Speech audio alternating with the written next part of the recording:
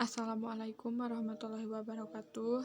Perkenalkan, saya Kiki Rina Amelia dengan NPM 240311180339 dari kelas Agroteknologi A semester 4 Fakultas Pertanian Universitas Garut.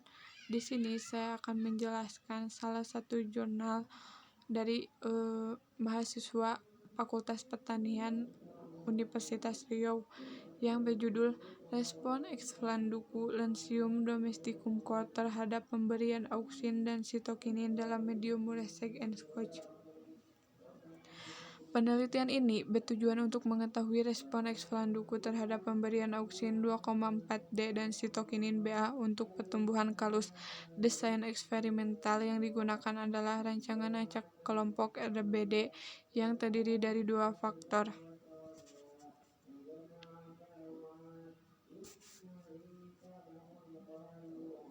Latar belakang, Duku Lentium domesticum Cort merupakan salah satu buah-buahan tropis yang paling diminati dengan tingkat konsumsi yang tinggi. Tanaman duku dapat diperbanyak dengan cara generatif dan vegetatif. Dalam perbanyakan secara vegetatif, seperti stek, okulasi, dan sambung pucuk, dihadapkan dengan permasalahan lambatnya pertumbuhan tanaman tersebut. Perbanyakan secara generatif dilakukan dengan menggunakan biji. Duku yang diperbanyak secara generatif mempunyai beberapa kelemahan seperti perkecambahan lambat dan umur berbuah lama. Menurut Irianto pada tahun 2012, perbanyakan kultur jaringan merupakan suatu perbanyakan mikropropagasi menggunakan eksplan yang diambil dari bagian organ vegetatif tanaman. Manfaat utama dari aplikasi teknik kultur jaringan tanaman adalah perbanyakan massal dari tanaman yang sifat genetiknya identik satu sama lain serta bebas penyakit. Salah satu jenis medium yang dapat digunakan adalah Mulesek and Scotch atau MS. Menurut Gunawan, pada tahun 1992, medium Mulesek and Scotch atau MS merupakan medium universal yang banyak digunakan untuk berbagai tujuan kultur. Zat pengatur tumbuh yang sering ditambahkan ke medium in vitro adalah kelompok auksin dan sitokinin. Salah satu jenis auksin adalah 2,4-D yang merupakan auksin sintetik yang sangat efektif untuk induksi kalus, sedangkan benzyladenin BA merupakan sitokinin sintetik yang sering dikombinasikan dengan auksin.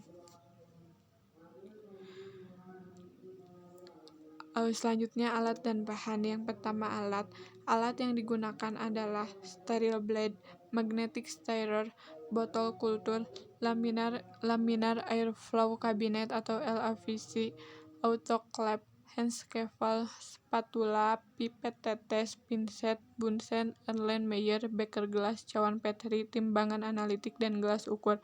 Yang kedua yaitu bahan. Bahan yang digunakan dalam penelitian ini adalah eksplan biji duku varietas lokal atau duku Palembang, medium MS 2,4-D dan BA spiritus, alkohol 70% dan 96%, aluminium foil, HCl1N, KOH, arang aktif, agar, gula, dan aquades. Metode penelitian ini menggunakan metode rancangan acak kelompok atau RAK. Perlakuan pada penelitian ini adalah pemberian beberapa konsentrasi 2,4-D dan BA. Faktor 1 beberapa konsentrasi 2,4-D yang terdiri dari 3 taraf yaitu A1 1 mg 2,4-D, A2 1,5 mg 2,4-D, dan A3 2 mg 2,4-D. Faktor 2 beberapa konsentrasi BA yang terdiri dari 3 taraf yaitu B1 0 mg BA, B2 0,5 mg BA, B3 1 mg BA. Kombinasi pelakuan dengan 4 ulangan sehingga terdapat 36 unit percobaan. Pada masing-masing satuan percobaan terdapat 5 eksplan dan 3 eksplan diambil sampel. Hasil dari penelitian yang telah dilakukan yaitu pemberian beberapa konsentrasi auksin 2,4-D dan sitokinin BA pada medium MS ternyata tidak menunjukkan pertumbuhan dan pembentukan kalus pada eksplan duku yang ditumbuhkan selama 5 bulan. Yang pertama, pada gambar 1 duku yang ditumbuhkan pada medium MS, pemberian 1 mg 2,4-D tanpa BA memperlihatkan gejala pencoklatan. Pada gambar 2, eksplan duku yang ditumbuhkan pada medium MS yang diberi 1 mg 2,4-D dan 0,5 mg Ba mengalami pencoklatan. Pada gambar 3, ekstralan duku yang ditumbuhkan pada medium Ms yang diberi 1 mg 2,4 D dan 1 mg Ba mengalami pencoklatan.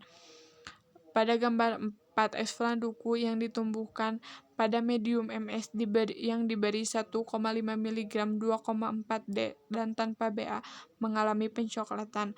Pada gambar 5, ekstralan duku yang ditumbuhkan pada medium Ms yang diberi 1,5 mg 2,4 D dan 0,5 Ba memperlihatkan gejala pencoklatan. Pada gambar 6, ekstralan duku yang ditumbuhkan pada medium Ms yang diberi 1,5 mg 2,4 D dan 1 mg Ba memperlihatkan gejala pencoklatan. Pada gambar 7, ekstralan duku yang ditumbuhkan pada medium Ms yang diberi 2 mg 2,4 D tanpa Ba memperlihatkan gejala pencoklatan. Pada gambar 8, ekstralan duku yang ditumbuhkan pada medium Ms yang diberi 2 mg 2,4 D dan 0,5 mg Ba mengalami pencoklatan. Pada gambar 9, ekstralan duku yang ditumbuhkan pada medium Ms yang diberi 2 mg 2,4 D dan 1 mg Ba memperlihatkan gejala pencoklatan. Berikut merupakan gambar hasil pengamatan dapat dilihat pada gambar 1, gambar 2, gambar 3, gambar 4, gambar 5, gambar 6, gambar 7, gambar 8, dan gambar 9. Semua ekstralannya mengalami pencoklatan. Selanjutnya yaitu pembahasan. Hasil penelitian yang dilakukan dapat dilihat bahwa semua perlakuan berbagai kombinasi auksin 2,4 D dan sitokinin Ba yang diberikan ke medium Ms tidak menghasilkan pertumbuhan atau pembentukan kalus pada ekstralan duku. Walaupun ada di antara ekstralan yang ditumbuhkan masih memperlihatkan warna hijau, namun tidak memperlihatkan pertumbuhan kalus. Penyebab kalus tidak tumbuh yaitu karena pencoklatan atau browning, dan terdapat beberapa ekstralan yang terkontaminasi. Menurut Hutami, pada tahun 2008 menyatakan dalam perubahan warna menjadi coklat atau pencoklatan dalam kultur in vitro terjadi karena akumulasi polifenol oksidase yang dilepas atau disintesis jaringan dalam kondisi teroksidasi. Ketika sel dilukai, ketika sel rusak, isi dari sitoplasma dan vakuola tercampur.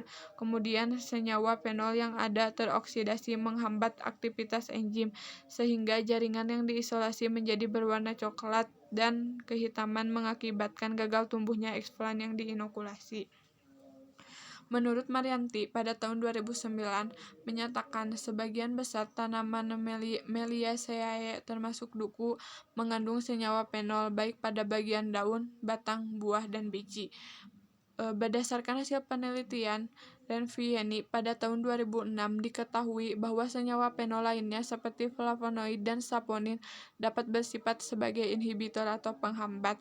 Untuk mengatasi terjadinya pencoklatan, pada penelitian ini sudah dilakukan berbagai cara mengurangi senyawa, melakukan subkultur berulang, pemberian arang aktif, dan pengaturan pH menjadi 5,7 karena enzim polifenol oksidase bereaksi optimal pada pH 6,5.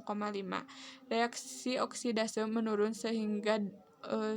menurun seiring dengan turunnya pH dan penggunaan ruang gelap selama 14 hari. Setelah inokulasi, karena efektivitas kerja enzim polifenol oksidase dipengaruhi oleh cahaya. Selanjutnya itu kesimpulan. Berdasarkan hasil penelitian yang telah dilakukan, dapat disimpulkan bahwa ekstralan duku Lanthium domesticum Cor yang diinokulasikan pada medium Ms dengan pemberian auksin 2,4 D konsentrasi 1-2 mg medium dan sitokinin Ba konsentrasi 0-1 mg medium serta kombinasi keduanya belum dapat tumbuh membentuk kalus karena sebagian besar mengalami pencoklatan atau browning dan akhirnya mati. Sekian presentasi tentang jurnal. Selanjutnya saya akan mempresentasikan mengenai bagaimana cara pendaftaran tanaman agar diakui sebagai sumber daya genetik asli Indonesia. Yang pertama, yaitu syarat-syarat pendaftaran untuk varietas lokal. Yang pertama, mengisi formulir pendaftaran varietas lokal yang ditandatangani oleh bupati, wali kota, gubernur, atau lembaga institusi yang ditunjuk atau tim yang dibentuk sesuai dengan sebaran geografis varietas tersebut, ditulis di atas kertas materai. Yang kedua, foto yang disebut dalam deskripsi dicetak berwarna di atas kertas job yang diperlukan untuk memperjelas deskripsinya. Yang ketiga, surat penunjukan atau surat pembentukan tim oleh bupati atau wali kota atau gubernur sesuai dengan sebaran geografis varietas lokal kepada lembaga atau institusi yang ditunjuk atau tim yang dibentuk apabila pendaftar varietas lokal diajukan oleh lembaga atau institusi daerah atau tim. Yang kedua yaitu syarat-syarat pendaftaran bagi varietas hasil pemulihan. Yang pertama, mengisi formulir yang telah ditandatangani oleh pemilik varietas hasil pemulihan di atas kertas bermaterai. Yang kedua, foto yang disebut dalam deskripsi dicetak berwarna di atas kertas job yang diperlihatkan untuk memperjelas deskripsinya. Yang ketiga, surat penugasan kepada pemulia apabila varietas yang akan didaftarkan oleh lembaga atau institusi yang memperkerjakan pemulia. Yang keempat, surat pemesanan atau perjanjian kerjasama apabila varietas hasil pemulihan akan didaftarkan oleh perorangan atau lembaga atau institusi melalui pemesanan atau perjanjian kerjasama. Yang kelima, dokumen kepemilikan varietas apabila suatu varietas hasil pemulihan diperoleh melalui pewarisan, hibah, wasiat, perjanjian dalam bentuk akta notaris atau sebab lain yang dibenarkan undang-undang. Yang keenam, surat penunjukan untuk mendaftarkan apabila pendaftaran bukan oleh pemulia atau pemilik dari varietas hasil pemulihan yang akan didaftarkan. Selanjutnya itu pedoman pengisian informasi umum varietas lokal. Yang pertama, mencantumkan nama genus, spesies, dan autor. Yang kedua, mencantumkan nama umum spesies yang bersangkutan dalam bahasa Indonesia. Yang ketiga, mencantumkan nama lokal yang akan didaftarkan. Yang keempat, mencantumkan nama varietas yang akan didaftarkan minimal memiliki 3 alternatif nama. Yang kelima, mencantumkan lokasi pendataan. Yang keenam, mencantumkan berkembang atau dikenal oleh masyarakat sejak tahun berapa itu pula jika diketahui. Yang ketujuh, menyebutkan sebaran geografis, luas atau populasi tanaman. Yang kedelapan, mencantumkan penyusun deskripsi varietas, nama dan asal lembaga atau institusi. Yang kesembilan, mencantumkan pendaftar, nama, jabatan, dan asal lembaga atau institusi. Selanjutnya yaitu pedoman pengisian informasi umum varietas hasil pemulihan. Yang pertama, mencantumkan nama genus, spesies, dan autor. Yang kedua, mencantumkan nama umum spesies yang bersangkutan dalam bahasa Indonesia. Yang ketiga, mencantumkan nama atau nomor aksesi kode yang diberikan oleh pemulia terhadap galur hasil persilangannya. Yang keempat, mencantumkan nama varietas yang akan didaftarkan minimal memiliki 3 alternatif nama. Yang kelima, uraikan secara ringkas mengenai silsilah atau asal-usul. Yang keenam, mencantumkan metode pemulihan. Yang ketujuh, mencantumkan waktu dan tempat dilaksanakannya kegiatan pemulihan. Yang kedelapan, mencantumkan nama pemulia, kewarganegaraan, dan alamat. Yang kesembilan, mencantumkan penyusun deskripsi varietas, nama dan asal lembaga atau institusi. Yang ke-10, mencantumkan nama pemilik varietas. Yang ke-11, mencantumkan informasi kepemilikan varietas. Yang ke-12, mencantumkan pendaftar seperti nama, jabatan, dan asal lembaga atau institusi. Selanjutnya yaitu pedoman pengisian informasi teknis. Yang pertama, menginformasi tanaman seperti tipe tumbuh, kebiasaan tumbuh, tipe lingkungan tumbuh, tinggi tanaman, bentuk tanaman, percabangan, kerapatan kanopi, umur tanaman, dan lain-lain. Yang kedua, informasi mengenai batang seperti bentuk batang, panjang batang dalam sentimeter atau meter, diameter atau lingkar batang dalam sentimeter, jumlah ruas buku internoda, warna batang, dan lain-lain.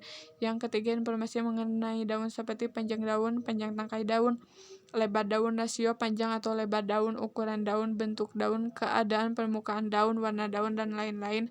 Yang keempat yaitu informasi mengenai bunga seperti ukuran bunga, panjang tangkai bunga, jumlah bunga petanaman, warna mahkota, warna kelopak, warna putik, dan lain-lain. Yang kelima, informasi mengenai buah seperti bentuk buah, ukuran buah, warna buah muda, warna buah yang sudah tua atau matang, aroma buah matang, tekstur permukaan buah, ketebalan daging buah, warna daging buah, tebal kulit buah, kandungan nutrisi, dan lain-lain. Yang keenam, informasi mengenai biji seperti bentuk biji, ukuran biji, panjang dan atau lebar, warna biji, dan lain-lain. Sifat-sifat khusus seperti kadar amilase, kadar protein, kadar gula, kadar minyak, ketahanan terhadap hama dan atau penyakit tanaman, ketahanan terhadap cekaman biotik dan atau abiotik, dan lain-lain. Sekian presentasi dari saya. Mohon maaf apabila banyak kesalahan. Wassalamualaikum warahmatullahi wabarakatuh.